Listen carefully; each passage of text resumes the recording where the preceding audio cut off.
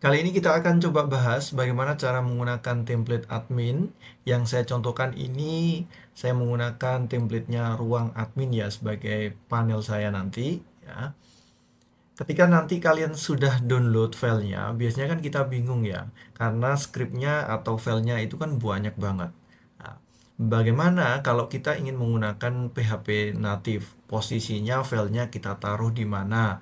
Ya, biar nanti tidak terlalu pusing sendiri atau ruwet lah dalam bahasanya ya. Sekarang kita coba bahas bagaimana cara penempatan filenya atau file template-nya. Perlu saya sampaikan bahwa cara setiap orang itu kan beda-beda ya. Pasti akan mencari cara yang mudah atau yang simple itu bagaimana. Ini cara saya. Mungkin bagi kalian yang melihat punya cara tersendiri ya atau review dari channel lain pasti akan ada cara yang berbeda. Nah, kali ini saya akan jelaskan versi saya. Saya akan sediakan salah satu folder ya, kita buat folder template.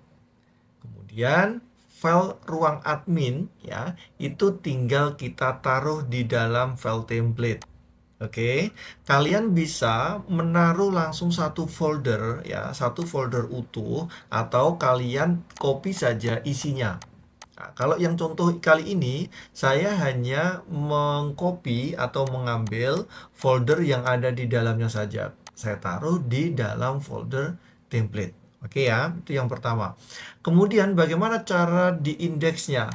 Nah, di setiap file template itu pasti akan ada file index. Nah, ini sebagai acuan kita. Kalau kita lihat, kita akan buka codingnya atau HTML-nya, pasti dia akan jadi satu, mulai dari header, footer ya dan lain-lain. Nah, barnya itu akan jadi satu semua. Nah, kalau kita lihat file defaultnya seperti ini. Nah, maka di file index itu tinggal kita pecah-pecah nantinya. Oke. Nah, ini kita hapus dulu ya. Ini juga kita hapus dulu.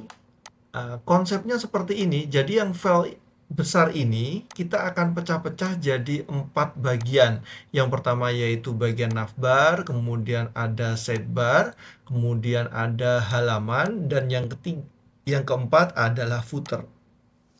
Nah, khusus yang di bagian halaman ini, nanti konsepnya ketika saya mempunyai beberapa halaman ya, maka yang berubah itu nanti yang di file halaman saja. Di file navbar, sidebar, dan footer itu semua akan sama. Ya, yang berubah hanya file di halaman saja. Maka di halaman inilah kita akan melakukan sebuah function ya, atau sebuah logic ya, berdasarkan nanti page-nya. Oke. Kita akan kembali lagi ke filenya ini ya. Susunannya seperti ini ya. Di sini ada index ya, kemudian di sini untuk template-nya. Kalau kita cek file index-nya, dia akan mengarah ke mana?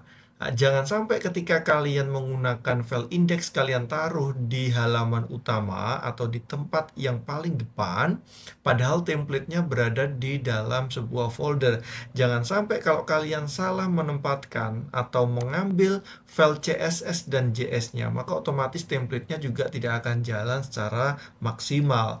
Maka kalau kita lihat ya di navbar dan sidebar dan footer ini ya, kita akan buka salah satu. Ini saya taruh di dalam folder view, kemudian dalam folder index. Kita akan cek ada view. Nah, khusus di folder view ini yang nantinya semua file yang berhubungan dengan tampilan itu akan saya masukkan ke dalam view. Khusus yang navbar, sidebar, dan footer tadi itu saya masukkan ke dalam folder index. Oke. Nah, kita akan cek salah satu ya. Kita buka dulu yang navbar. Nah, di bagian navbar ini dia hanya menampung sampai dengan bagian body saja.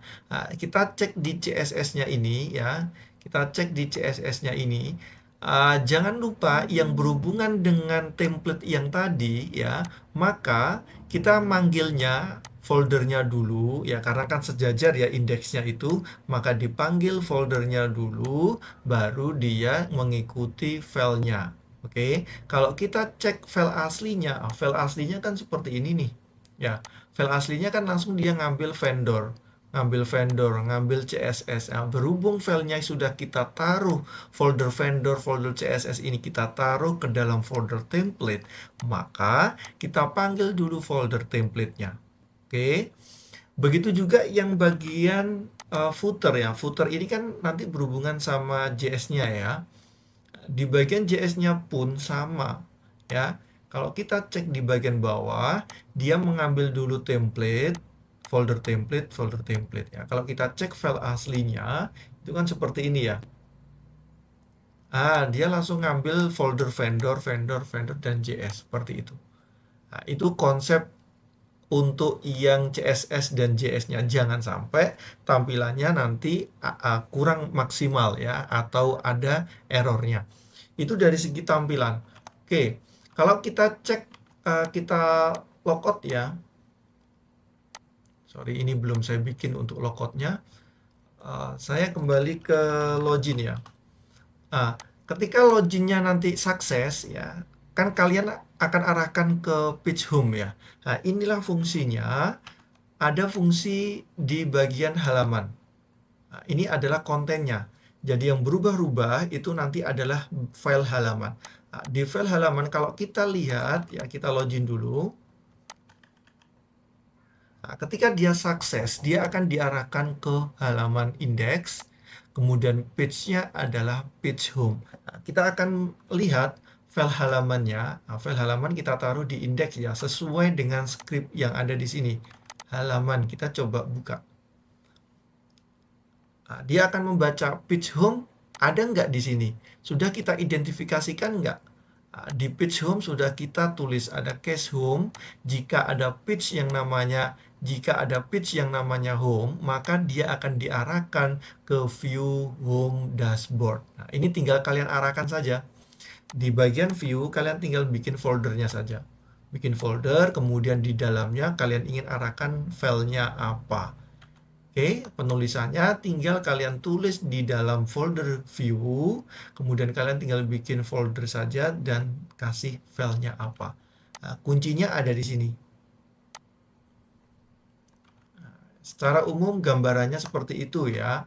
Itu kalau kita simpelnya ingin menggunakan sebuah template di PHP native. Semoga bermanfaat.